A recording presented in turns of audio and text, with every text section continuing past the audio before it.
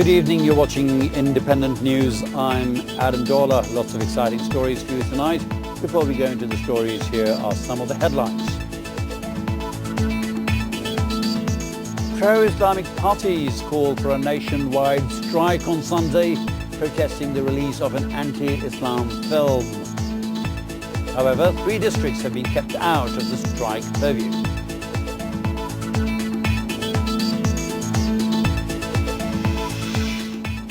The Technical Evaluation Committee is yet to determine whether the delay in implementing the Podda Bridge project will increase the construction costs.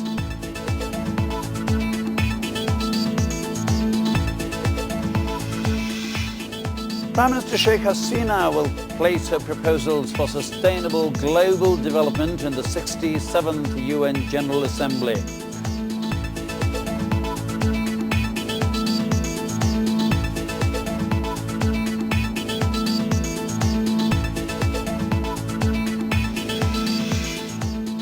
The pro-Islamic 12-party alliance has called for a countrywide day-long general strike on Sunday, protesting the release of an internet video clip of an anti-Islam film.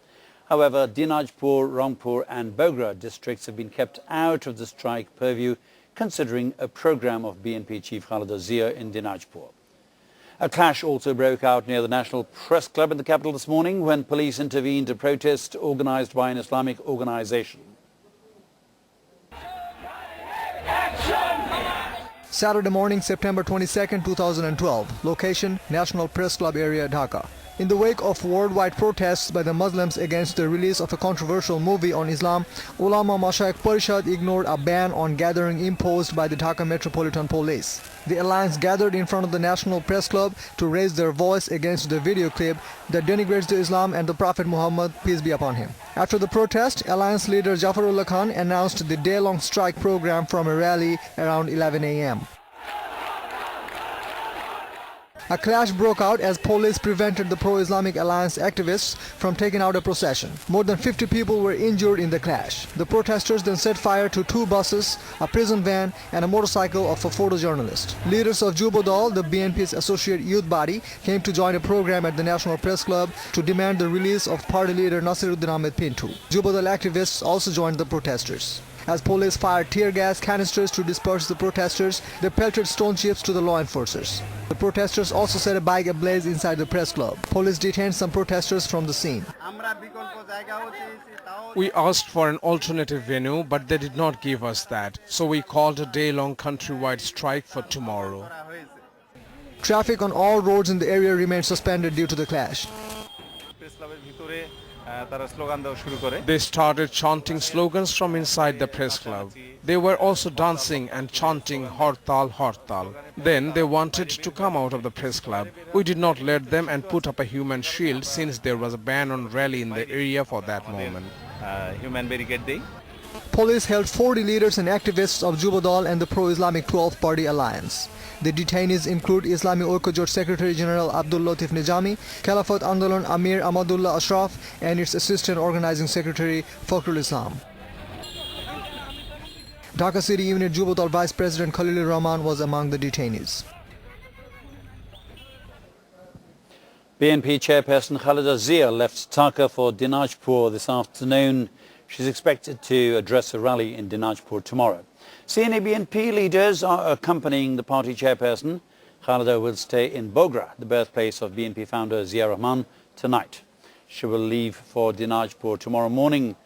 Khaleda is scheduled to address an 18-party opposition rally in Dinajpur at 3 in the afternoon tomorrow. The main opposition BNP will organise the programme in a bid to drum up public support for the restoration of the caretaker government system. AntiCorruption Commission Chairman Ghulam Rahman has claimed that the World Bank letters on the alleged Podda Bridge graft do not contain names of many people who have been blamed in the mass media. He made the claim during an interview with independent television in the capital today. After 2.5 months of uncertainty, the World Bank has finally revived the much talked about Podda Bridge loan deal. To revive the deal, Bangladesh had to fulfill 4 conditions set by the Washington-based bank. Complying to one of the conditions, Bangladesh has agreed to appoint a special inquiry team. The team will be jointly formed by the AntiCorruption Commission or ACC and the World Bank. বিশ্ব ব্যাংকের independent panel. The World Bank will soon form an independent panel for investigating the allegations. The members of the panel and of the World Bank's Integrity Unit will come to Bangladesh soon. Integrity Unit কর্মকর্তা এবং প্যানেলের He says that the ACC will lead the joint team. দায়িত্বে থাকবে দুর্নীতি দমন কমিশনারই। Officials of the Anti-Corruption Commission will be in charge of the inquiry, and we will update them about every phase of the probe. পর্যায়ে আমরা সম্পূর্ণ Ghulam Rahman says the inquiry and the subsequent prosecution will be conducted according to existing legislations of Bangladesh. However, the ACC chief declined to disclose the names of the persons who have been accused of corruption by the World Bank. There are some private persons. There are some private persons. Some of the names that have come up in the media are not even in their letters. যাদেরকে বলতেছেন তাদের অনেকের নাম নাই। He also asserted that the anti-graft watchdog will carry out the inquiry unbiased and with what he calls unquestionable integrity. Meanwhile, the Technical Evaluation Committee is yet to determine whether the delay in implementing the Podda Bridge project will increase construction costs. Committee Chief Jamilur Reza Chaudhry has said that the cost determination is subject to different conditions. He made this observation while speaking to independent television today. Professor Chaudhry said that the price hike of construction materials may cause around 5% increase in the project costs. He also said that the increase may be mitigated if one supplier company gets more than one contract.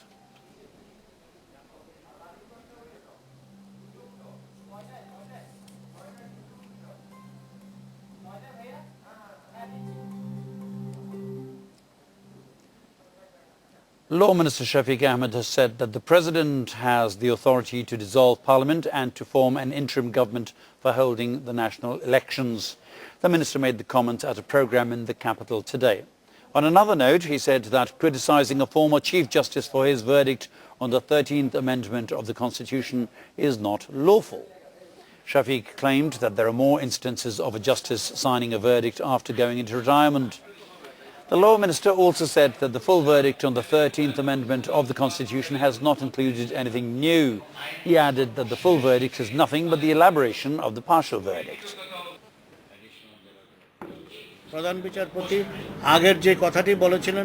full verdict, the immediate past Chief Justice has delicately explained in detail what is said in the short order before. So, both the statements are the same. There is no contradiction between these two. Prime Minister Sheikh Hasina will place her proposals for sustainable global development in the 67th UN General Assembly. Permanent representative of Bangladesh to the UN, Abdul Momin, stated this at a press conference in New York. Heads of 129 states are attending the United Nations General Assembly this year. The theme of this assembly is settlement of international disputes by peaceful means. At the assembly, Prime Minister Sheikh Hasina will speak of different measures to this end. 2015 সালের পরে The 67th UN General Assembly will focus on what kind of world we want once the Millennium Development Goal ends in 2015. Our Prime Minister will speak on this and we will work according to her directions. আলোচনা শুরু হবে এই ডিবেটটা শুরু হবে Meanwhile, the Bengali-dominated Jackson Heights area is taking up a colorful look to welcome Sheikh Hasina. Leaders of US Awami League will welcome the Premier at the JFK airport next morning. She will be accorded a civic reception on Wednesday evening. We have taken elaborate preparations to welcome our Prime Minister. Expatriate Bangladeshis living in New York will make the Grand Hyatt Hotel their home for the coming week. However, the US unit of the BNP has announced programs to protest the Premier's visit. The Bangladesh mission in the United Nations has urged everyone to observe programs peacefully. In other news, Narshingdi Mayor Kamran Zaman has alleged that his peaceful procession was attacked on Friday in a bid to kill him. He also alleged that police played a partial role in the clash. Kamran Zaman made the allegations at a media briefing in Narshingdi today. He said that a vested quarter is trying to create instability in Narshingdi. Meanwhile, police filed 3 cases accusing 60 people for the clash. In another press briefing, Police Superintendent Khandakar Mohiduddin said that police had no other option but to act against the agitators yesterday to maintain law and order. The Lokman Shangram Parishad, an organisation formed by the supporters of slain Mayor Lokman, called a strike in Narshingdi for Sunday and Monday in protest of Friday's clash.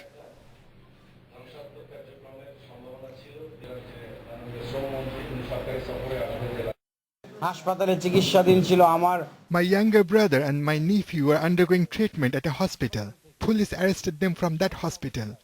What kind of realm is this? Why are the police doing so? Who is instructing the police? Nobody has the authority to hinder vehicular movement and curtail fundamental rights in the name of agitations.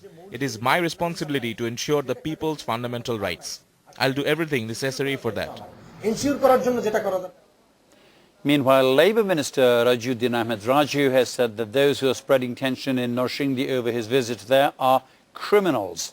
Speaking to Independent Television today, the minister, who is a lawmaker from Narshingdi, claimed that the people who have called a general strike are not affiliated with the Awami League. He also claimed that none of his family members were involved in the killing of Narshingdi Mayor Lokman Hussain. He went on to say that he did not go to his constituency in the past 1 year, fearing that his presence may affect the murder investigation. The tension makers are not supporters of Awami League. If they truly supported Awami League, they could not go against the party decision. Our family had no political feuds with the slain mayor. None of my family members would ever get into any conflict with Lokman for anything, let alone for the post of the District Awami League General Secretary. A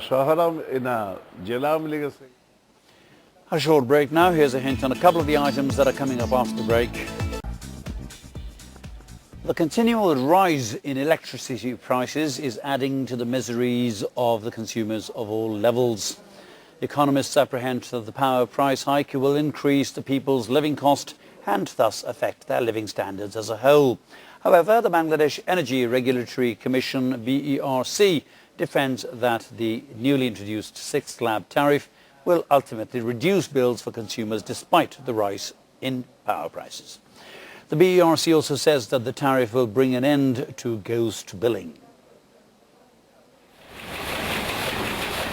The Bangladesh Energy Regulatory Commission, or BERC, on Thursday increased retail power price by 15%. Consumers alleged that despite a continued rise in power prices, the government has failed to ensure uninterrupted power supply.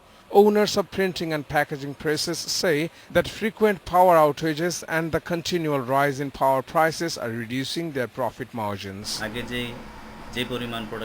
We used to make a good profit since we had a good production. The production volume has come down to half now. The BERC thinks that the introduction of the 6 power tariff slabs will help consumers keep their electricity bills within limits. But this statement could hardly convince consumers. It will create an extra pressure on us. The situation is gradually becoming unbearable for middle-income group urban people like us. Economists think that prices of daily essentials will go up due to the hike in electricity tariff. They fear that people's living standards may also drop due to the increase in living costs. The electricity price was increased a number of times this year. This price hike will ultimately create a pressure on general consumers. The power price hike will also push up the prices of other essentials. Fahmida Khatun thinks that the government had to take such an unpopular decision in order to meet the loan conditions of the International Monetary Fund. In related news, BNP Standing Committee member Nazrul Khan has accused the ruling Awami League of siphoning off public money abroad. He claimed that the money collected through the frequent rise of electricity prices are not being used in development work. Nazrul Islam made the comments at a protest program in the capital today. Sheikh Dol, a pro-BNP organisation, arranged the program near the Komlapur railway station to protest the latest power price hike. At the program, the BNP leader said that the frequent rise in power tariffs is making public life unbearable. He claimed that the current government has utterly failed to run the state. Nazrul Islam also alleged that Awami League is adopting different strategies to divert the people's attention from the party's failures. The Rangamati Government College has been shut indefinitely following a clash between two groups of students. At least 20 people were injured in the clash. The clash erupted around 10:30 in the morning over an altercation between a Bengali and an ethnic minority community student of Rangamati Government College. Vehicular movement on the Rangamati-Chittagong highway remained suspended for several hours due to the clash. A large contingent of police, border guard Bangladesh and army personnel were deployed in the town to avert further untoward incidents. Witnesses say that the two students had an altercation of a trivial issue. There was nothing communal in that. But later, two groups of students engaged in the clash and it spread all over town. The Border Guard Bangladesh, or BGB, have recovered the body of a Bangladeshi cattle trader in Ichamoti River near Debhata border of Shatkhira. Local people have accused Indian Border Security Forces, or BSF, of killing the cattle trader and then dumping his body into the river. The deceased, identified as Nazrul Islam, was a trans-border cattle trader. Nazrul went missing 2 days ago after going into Indian territory. BGB personnel found his body floating up the river this morning. Later, family members identified Nazrul's body. The BGB company deployed at Debhata border held a flag meeting with the BSF. The outcome of the meeting could not be known immediately.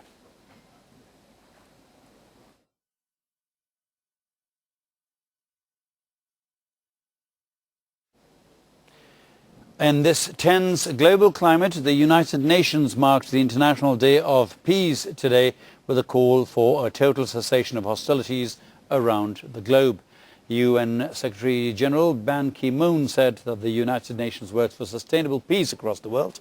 It strives to prevent conflicts before they erupt, to resolve disputes through peaceful means, and to help people build the foundations of lasting peace. In his observations, the UN chief also highlighted two of the most concerning aspects of recent conflicts. The two most concerning aspects are the use of child soldiers in wars and the unlawful mining of so-called blood diamonds and other natural resources to finance such wars.